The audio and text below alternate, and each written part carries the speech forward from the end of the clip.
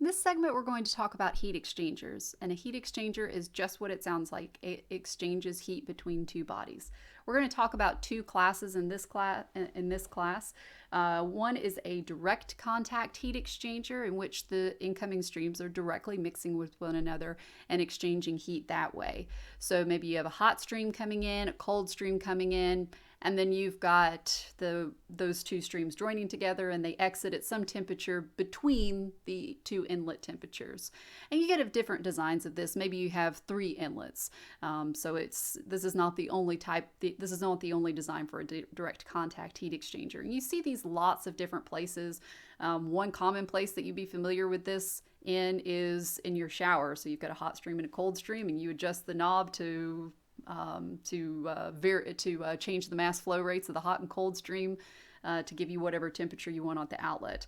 But another place that you might see this is within a vapor power cycle. And we'll talk a little bit about power cycles in this class. We'll talk more about them if you go on to take Thermo 2.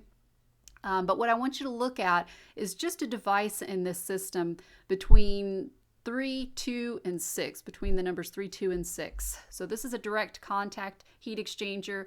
You've got steam coming in from a turbine, and that steam, of course, is at a very high temperature. And then you've got a colder stream coming in from a pump, and then they mix together and they come out at some temperature in the middle of those two incoming temperatures.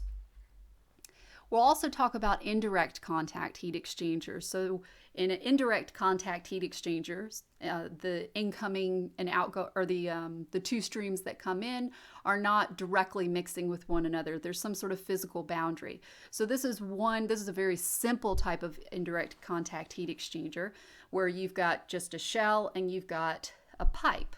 So let's kind of look at this pipe. So maybe what's going through the pipe is cold. And then if I look at the bottom, going through the shell, maybe I've got a hot fluid. So it's flowing over that tube and it's transferring heat to whatever's going through that tube so that what comes out of the tube is heated up a little bit and it's not as cold.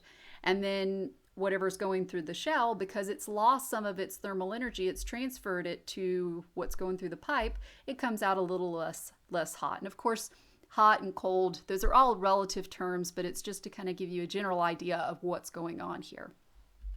One place that you may come in contact with this type of heat exchanger is as a closed feed water heater within a vapor power cycle. So it's between numbers 2, 3, 5, and 7 on this diagram. So what's happening is you've got steam extracted from a turbine, and it's coming out as a gas. It's superheated, it's hot. And what's going through the tube here, and there's multiple tubes, but what's going through the tube here is your cold stream. And so as that hot gas passes over that cold tube, it condenses and it comes out the bottom, a little bit less hot, and it comes out in a liquid form. And then what's going through the tube, of course, has gained thermal energy, and so it's heated up and it's a little bit less cold, right? It's heated up. It's more warm, I guess. So once again, cold and hot, those are all relative terms, but it's just to kind of give you a general idea of what's going on. And this is a very simplified diagram of a closed feed water heater. In reality, there's lots and lots of tubes. So the yellow arrow here indicates what's going through the tubes. The red arrow indicates what's going over the tubes, like through the shell. All right, so let's look at how we analyze these things. Number one, we're going to apply our conservation of mass because we've got an open system. We've got mass coming in and mass going out. So here's my conservation of mass. I'm going to apply appropriate assumptions. And in this class, all of these devices that we're looking at, they're going to be modeled as steady state devices. So that dm/dt goes away, and all I'm left with is the sum of the mass flow rates coming in equals the sum of the mass flow rates going out. So for that direct contact heat exchanger, it's really simple. I've got two inlets, 1 and 2, and I got one outlet at state 3. Now let's look at my indirect contact heat exchanger. A word of caution, because there's a physical boundary, you've got the tube, and the mass that's going through the tube, it doesn't go through the tube to the shell. It stays in the tube itself. And so when you apply your conservation of mass, just keep in mind that you're looking at just the shell or just the tube. So just looking at the shell, I can see that the mass flow rate going into the shell should equal the mass flow rate going out of the shell. If I look at the tube, I can see that the mass flow rate going into the tube has to equal the mass flow rate going out of the tube if this is indeed a steady state process.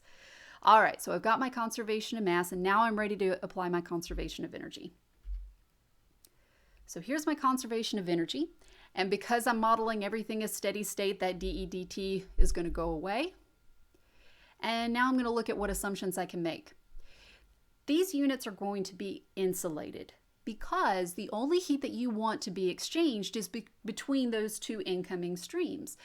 So you don't want any heat to be lost to the surroundings. You want the heat to be transferred where you want it to go. So from the hot stream to the cold stream.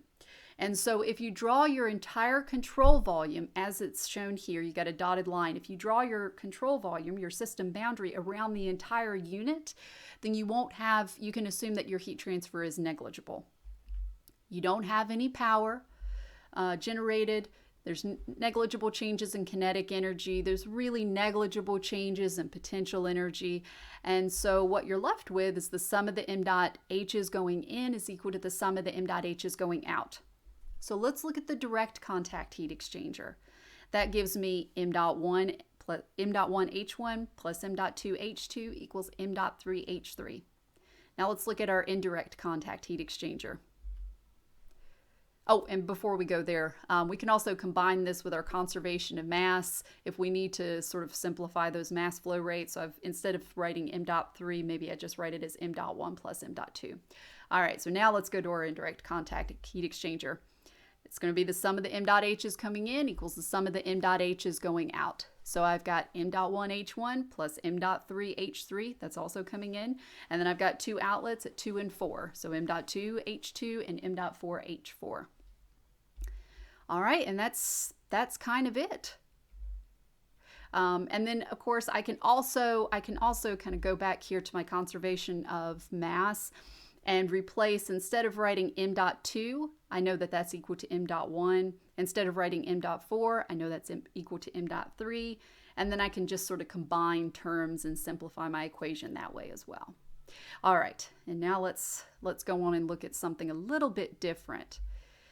So indirect contact heat exchangers, we can draw our control volume around the entire unit itself, but we can also analyze it a different way. So while heat exchanged between the entire unit and the surroundings is negligible, there is of course heat being transferred between those two streams, between what's going through the tube and what's going through the shell. So here's my tube and the shell. And so I can calculate that heat transfer by just drawing my boundary around the tube or just drawing my boundary around the shell, just like I did with the conservation of mass. So in that case, my Q dot would not be 0. All right, so if my Q dot is not 0, but I'm still keeping with these other assumptions, then my first law would boil down to this. I'd have a Q dot and I'd have my m dot h's at the inlet and the outlet. So let's just look at the tube. All right, so I've got my Q dot of the tube. It's equal to the m dot h's coming out minus the m dot h's going in. So at my outlet, that's state 4, and my inlet is state 3.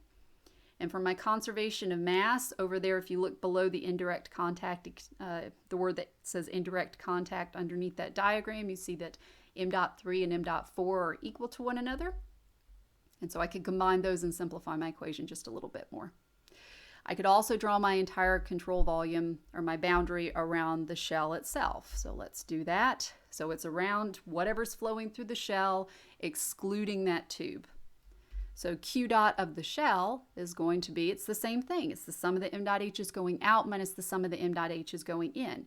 So going out, I've got things going out at 2 and stuff coming in at 1. So m dot 2 h2, that's going out, minus m dot 1 h1, that's coming in. And going back to my conservation of mass, I remembered that the mass flow rate at 1 and 2 have to be the same, so I could simplify my equation a little bit more. And one last thing, because if I'm modeling this whole system as if there's no heat exchanged between the entire unit and its surroundings, then the only heat transfer that I have going on here is between those two streams. And so the rate of the heat being transferred into the tube has to be of the same magnitude as the heat being transferred out of the shell. So if you calculate Q dot of the tube, it should be, and you calculate Q dot of the shell, they should be the same magnitude, but one will be a negative number because you've got heat leaving one of the systems and going into the other system. So, all right, well, we'll work some of these problems the next time that we meet, and I hope that was helpful, and thank you for watching.